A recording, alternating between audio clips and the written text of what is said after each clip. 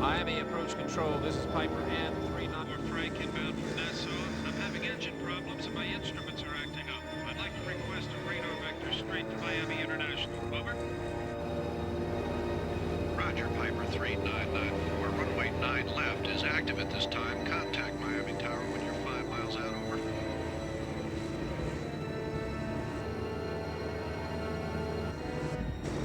Mayday, Mayday. This is Piper in 3994. Frank, I'm losing altitude. I'm going to have to ditch. I think I'm 20 miles east. Roger, Piper. This is Miami approach. We have you on radar. We'll notify rescue immediately. Good luck, sir.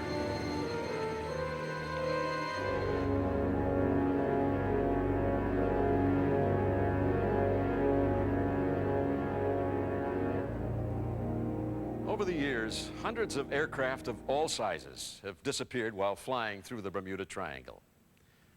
One airline pilot reported encountering what he called a block of air at about 5,000 feet over the Gulf Stream.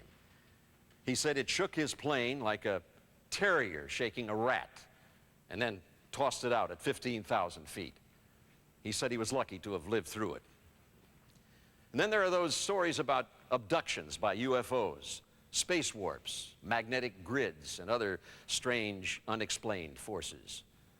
One theory claims that when an airplane's compass is going haywire, it's because a UFO mothership is high above it, and when it veers off, the compass will follow it. If that sounds strange, remember it was Albert Einstein who first realized that space and time were connected. Scientists are investigating gravitational fields over the Earth. Could this help explain disappearances in the Bermuda Triangle?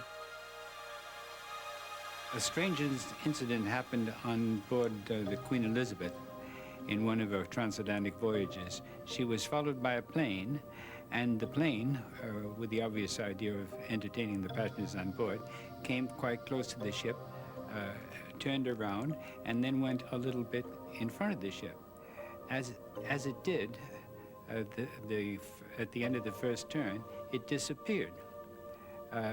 Naturally, the word was taken by many people that it had fallen into the ocean, but it couldn't have fallen into the ocean with so many people watching it at the same time. It just disappeared from the air.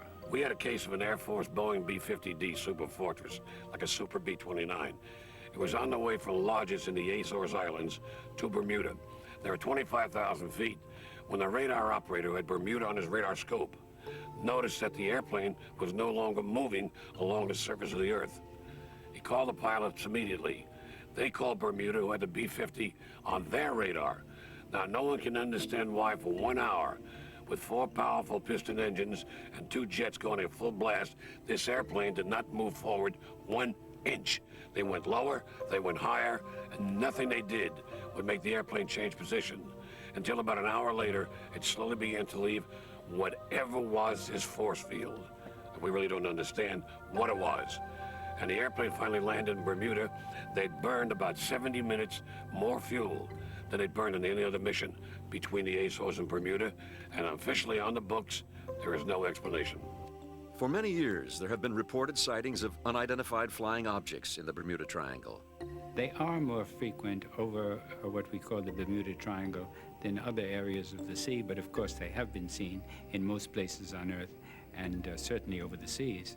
I think that the next few years will definitely prove it one way or the other, because they're there, whether they are a reflection of something that has happened in the past, or, and I've often wondered about the possibility of this, if the UFOs we see today may really be from our own future. Perhaps the strangest explanation for the loss of aircraft and ships in the Bermuda Triangle is because that's where the lost continent of Atlantis is supposed to be. Some people believe that ancient astronauts from other worlds have been visiting Atlantis on a regular basis, and every so often they take a human home with them. Many believe that Atlantis is located in the Bermuda Triangle, just off the island of Bimini. It's where you find the mysterious Bimini Road. Graham Hawkes went to take a closer look to see what he could learn. This is the eastern road, and that dark outline over there, that's the western one. They're approximately 15 yards apart, and they're 5 to 6 yards wide each. We're going to come up around here into the wind and anchor more towards the southern end of them. It's a 2-lane highway? That's it, 2 lanes. In the late 1960s, a startling discovery was made here off the coast of Bimini, a cluster of huge submerged stones in the form of a road.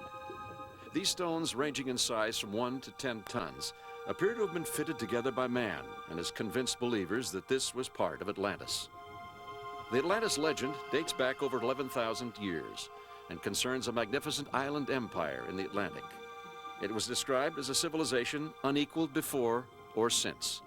It supposedly disappeared beneath the surface in a matter of hours, leaving not a trace behind. There are also those who believe that there may be giant power crystals deep in the earth here. They supposedly help guide UFOs from other worlds and might be the source that affects compasses on both ships and airplanes in the Bermuda Triangle.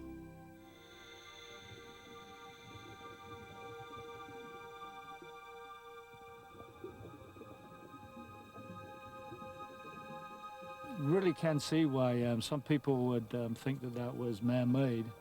They believe that this is Atlantis, that this is one of the first signs where Atlantis is beginning to show itself, and they believe that over a period of time that more and more and more of the civilization will be able to be seen. I guess if you believe in that, you can see that road. Some of those edges are pretty straight, but kind of not quite enough to convince the skeptic. It's hard to prove one way or the other, and it's not enough to change anyone's mind one way or the other. There's a little bit too much uniformity to the design to think that it's just natural. Many pilots have reported erratic behavior of their instruments when flying near Bimini. Back in the late 60s, early 70s, I used to charter back and forth to the Bahamas on just about a weekly basis. And about 30 or 40 miles west of West End, flying back, if the sun was just right, you could look down and you could see these roads underneath the ocean that appeared to be running in perfectly straight lines that had been covered up millions of years ago by the ocean.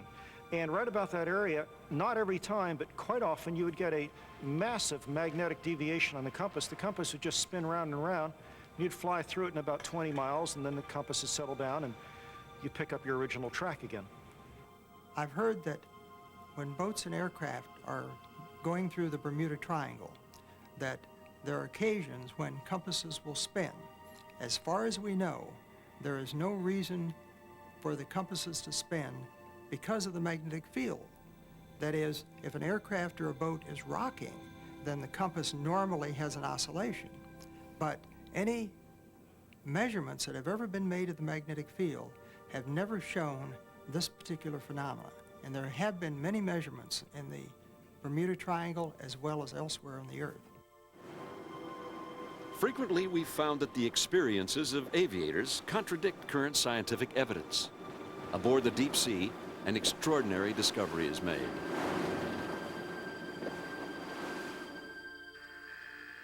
They send the ROV down to look inside a small aircraft. I'll hold station here until it clears. Okay, I've got a visual on it. It's been down here a long time. Look at the whole roof is starting to cave in. Okay, let's get a better look at this. Okay, here's the numbers. N3647Q. No, it looks like both the doors are latched all the way closed, except this one window's knocked out. Yeah, the top there is separated. I wonder if it cracked up on landing. Well, these planes have got a fixed gear, so they probably don't work very well for water landings. As soon as they hit, they must flip over. In an attempt to examine the interior of the cockpit for evidence of valuables or human remains, a decision was made to use the ROV to try and gain access into the plane through the rear cargo hatch. Well, from what I could see through the window, fortunately, it didn't look like there's anybody in there. It looked totally empty, in fact. Seems a little odd that all the pilot's doors are closed. I mean, if you ditch this aircraft and escape, you're not going to turn around and shut the door again, are you? Gently caress it open. No, you got to stow it in, Brad. Yeah, well, Think gentle about this. okay, there we go. Boom, boy, this crash bar is really working good. Oh, there it goes. See, the hinge is busted. Yeah. These planes are really built light. See the honeycomb in the side here? The whole side, it's just opening up. Yeah. There we go. Oh, you got it open? Yeah. You can get ready with the Giving Zoom way now. under the pounding pressure from the ROV, the door began to crumble away. This allowed room for the remote vehicle to get a clear picture of the inside of the plane. Up there. One of those jump seats. Yeah, stuffing out. Ah, look at all the dirt in there. This thing is a mess. There was nothing there. The backs. No valuables or mysterious cargo. No, there's nothing in there.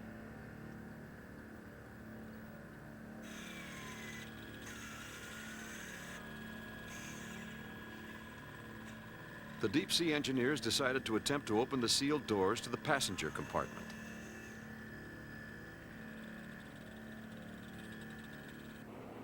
Looks like the only thing in the cockpit here is this. Looks like a satchel, or I'll pan down. it's open, or Right? you know, Maybe it's a visor. it looks like a sun visor. I think you're right. Yeah. The attachment point's falling down. It's totally empty in here. Just all the garbage. Still falling down from the roof. What about the dashboard? Does it have keys in it? Keys in the ignition. Don't they have keys on these planes? Oh, come on, Brad. If you're going to ditch it at sea, you're going to take the keys out? Hope these guys got out of there, but gosh, you don't know. Should be records with the FAA. We've The got plane, numbers now. a Piper, had been stolen 15 years ago from the Pompano Beach airport. There had never been any word on its whereabouts. The police said they assumed the plane had been stolen and used to run drugs. But there is no evidence to indicate how the pilot or any passengers could have escaped.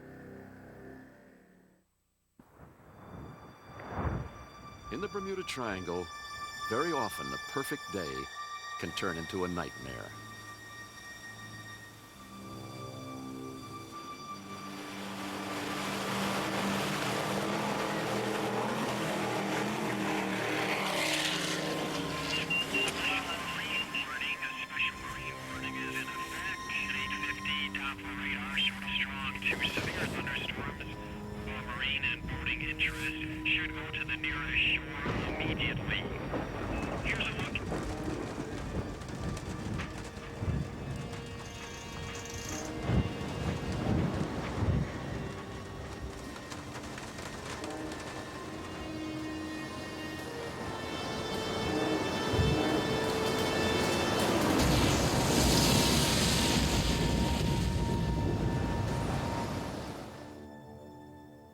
Thousands of boats fill the marinas along the coastline here in Florida.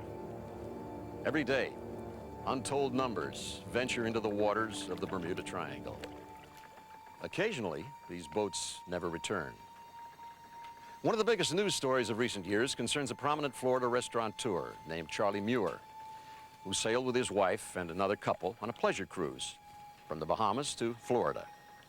His 40-foot sailboat, Charlie's Crab, was named after his popular chain of restaurants.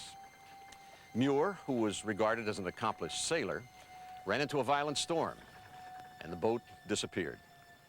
It resulted in a massive search by Air Force and Coast Guard planes. At dawn, the search planes took to the skies. The surprise storm was already being called the storm of the century, with fierce winds in excess of 60 miles an hour and sea swells of 20 to 30 feet. According to the Coast Guard, it's typical of what can happen in the heart of the Bermuda Triangle. And it has nothing to do with space warps, UFOs, or laser beams from Atlantis.